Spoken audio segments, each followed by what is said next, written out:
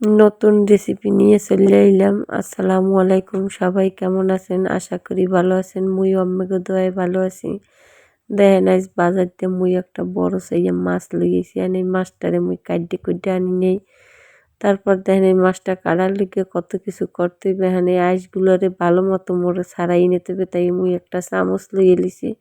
চামচ দিয়ে আইসগুলোরে পরিষ্কার করে লইছি। এখন এই মাছটারে ছোটো ছোটো টুকরো করে দেখেন কত সুন্দর করে বাজারে যেরকম মাছ কাটে এরকম কাটিয়ে লাইলাম। এখন এই মাছটারে পরিষ্কার করে ধুয়ে লইছি। এখন ধুয়ে টুয়ে লইছি, এখন এইটারে হলুদ মরিচ বাঙা খাইয়া এইটারে মাইকে জুকে তারপর তেলে ভাজিয়ে রান্না করবো। যাই হোক মুই এখন এটার মধ্যে হলুদ দিয়ে দিছি, লবণ আর মরিচের গুঁড়া ভালো মতো এইটারে মাইকে জুকে লইছি। এদিকে মোর ফ্রাই প্যানে দেখেন মুই তেল গরম করে লাইতেছি। তেলটা গরম হয়ে গেছে, এখন মুই মাছগুলোরে একটা একটা করে দিয়ে দেবো।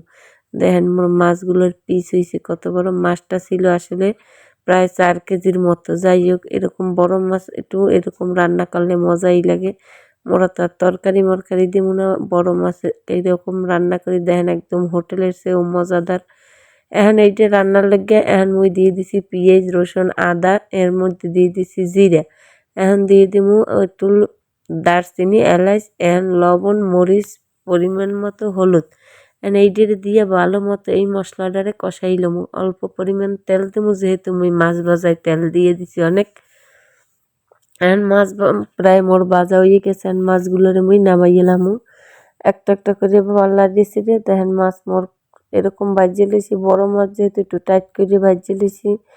এখন এইটার ভালো মতো কষাইলাম, সব মশলাটার একটু ভালো মতো কষাইলাম যাতে একটু তেল তেলা আইয়ে পড়ে। এখন এর ভিতরে একটু অল্প পরিমাণ পানি দিয়ে আরও ভালো মতো কষানো যাতে মরিচ হলুদের গন্ধটা চলে যায়। এখন এইটার আমি ভালো মতো করে কষাই লিছি। দেখেন কত সুন্দর কষাইয়ে তেল বেরিয়ে গেছে। এখন এইটার মধ্যে সব মাছগুলো দিয়ে দেবো।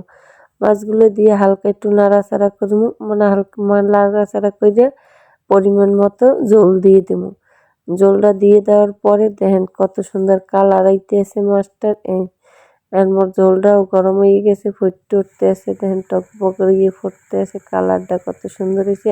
এর মধ্যে অল্প কয়টা ধনিয়া পাতা দিয়ে আর 1 মিনিটের মতো ফুটাইয়া মাছটারে নামাই দিন। দেখেন কালারটা কত সুন্দর। এরকম মাছ রানলে বাসায় দেখবেন বড় মাছ খেতে অনেক ভালো লাগে, আর বাচ্চারা ওই মাছটা দিয়ে ভাত খাইতে পারে। এর জন্য বড় মাছ কেনা ভালো, যেহেতু বাচ্চারা খাইতে পারে।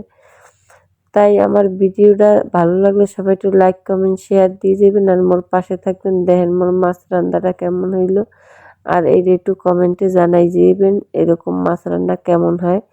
আপনার বাসায় একবার ট্রাই করে দেখবেন।